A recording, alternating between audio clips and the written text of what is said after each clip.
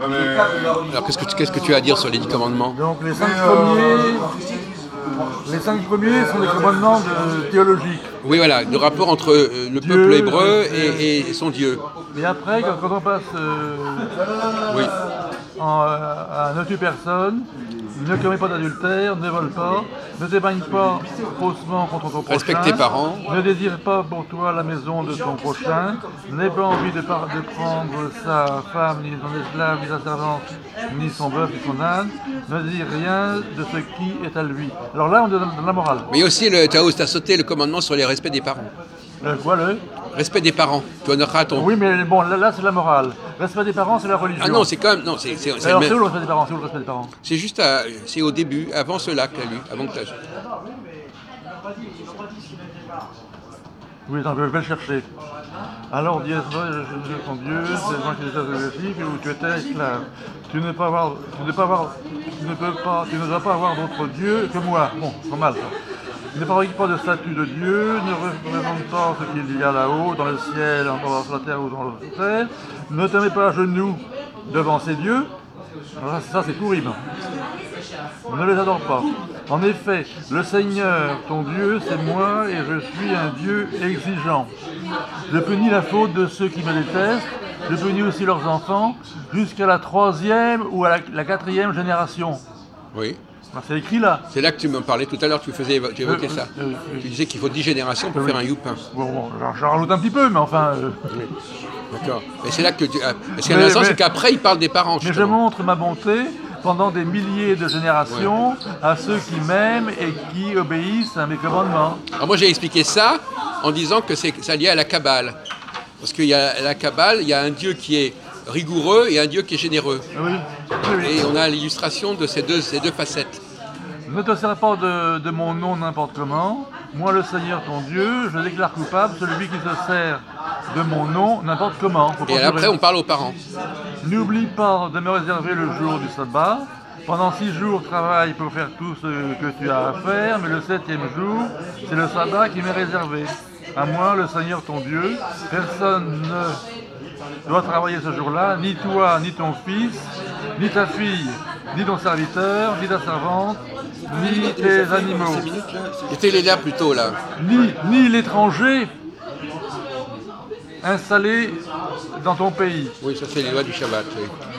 En 6 jours, j'ai créé le ciel, la terre, la mer et tout ce qu'ils contiennent, mais le 7e jour, je me suis reposé. Oui. C'est pourquoi, moi le Seigneur, j'ai béni le jour du sabbat. Ce jour est réservé pour moi. Alors on y arrive. Respecte ton père et ta mère, ainsi tu vivras longtemps dans le pays que moi, le Seigneur, je te donne. Alors c'est une transition ça. Oui. D'ailleurs c'est un commandement assez bizarre pour moi. Mais la question que je vais te poser, puisque tu viens de les lire, c'est est-ce que c'est un ensemble qui est intact ou est-ce qu'il a été trafiqué?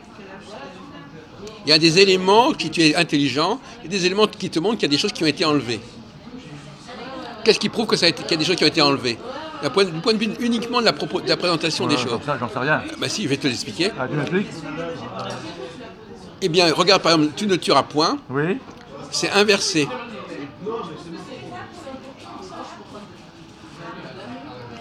Chacun de ces formules très courtes correspond à un verset différent. C'est négatif. Non, un verset de 3 mots. Ne tue personne, oui. Alors que les versets de la Bible, en général, ils prennent 3 ou 4 lignes. Oui. Alors donc c'est ça qui est intéressant. C'est comme si le verset avait été vidé. Pourquoi est-ce qu'on aurait mis un verset? Pourquoi les versets dans la Bible en général comportent une 50aine de mots, et pourquoi là ils comportent 3 mots? Eh oui. C'est qu'il y a quelque chose qui a été supprimé. On a voulu garder la structure des versets, mais en enlevant des éléments, parce qu'autrement on les aurait mis dans le même verset. On aurait mis tout ça dans le même verset. Ce genre de verset mérite d'être plus long. Voilà. Autrement on les aurait mis tous ensemble. Oui. Donc si chacun de ces commandements a un verset, c'est que quelque part ce commandement était plus long. Oui, oui. Et d'ailleurs tu vois bien qu'il y a des commandements qui sont beaucoup plus longs que d'autres. Oui, oui. Voilà. C'est une approche critique. Oui, oui. Mais tu aurais pu le trouver. Je suis pas un spécialiste. Non, mais c'est pas une question de spécialiste. On demande à un enfant. Oui, non, mais je comprends tout ça. J'ai dit, par exemple, je prenais un enfant, au lieu de lui mettre des mots, je lui mets des croix. Il tient, là, il y a 3 croix, là, il y en a 20. Qu'est-ce qui s'est passé? Non, mais je comprends tout ça. Je l'ai appris à l'Union rationaliste. Ah bon? Oui, mais il y en a d'autres dans le groupe hier qui ne savent pas ça. Ah oui, d'accord. Bon. Oui, non, mais parce que le problème, c'est d'arriver à trouver. Parce qu'il y a le problème du syncrétisme, mais il y a aussi le problème des suppressions. Oui. C'est les deux versets d'un problème. Évidemment. Ah non, mais. Oui. Alors, donc, pour que le syncrétisme, quand on veut faire coller des trucs ensemble, on est amené parfois à supprimer des choses pour que ça colle bien. Oui. Donc, toi, le syncrétisme, c'est pas seulement rajouter, ça peut aussi. Et c'est ce qui pourrait, d'ailleurs, signaler le syncrétisme, c'est pas qu'on a rajouté, c'est qu'on a enlevé. Oui. Si on a enlevé, c'est pour que ça colle ensemble. Tu vois. Donc, curieusement, l'addition détermine aussi la volonté de mettre en commun quelque chose, va amener à supprimer. Et à ton avis, René-Louis, qu'est-ce qu'on aurait pu supprimer? Qu'est-ce qui a pu être supprimé? Et que je dois rétablir. Oui, voilà. Est-ce que tu connais la méthodologie pour compléter ce qui a été supprimé? C'est pas difficile. Hein. On le trouve ailleurs. Ben oui, ailleurs, c'est-à-dire où? Vous voulez pas nous parler un peu plus de vos recherches sur le domaine, ce que vous avez dit là, résumer un peu la discussion que vous avez eue avec nos amis tout à l'heure, parce qu'on n'a pas pu en profiter. Je me séparer de ma femme et je suis fatigué à la rue. D'accord. Résumé, Non, on peut chercher ailleurs. Non, mais je voulais savoir la méthode. Non, mais c'est pas ça. Est-ce que vous pouvez vous asseoir 3 minutes pour nous résumer ce qui a été dit, ou est-ce que vous êtes trop pressé, trop occupé pour en parler? Alors, asseyez-vous une seconde, parce que finalement, j'ai trouvé que c'était intéressant, et j'ai regretté de ne pas... Non, vous pouvez... Attendez, on va...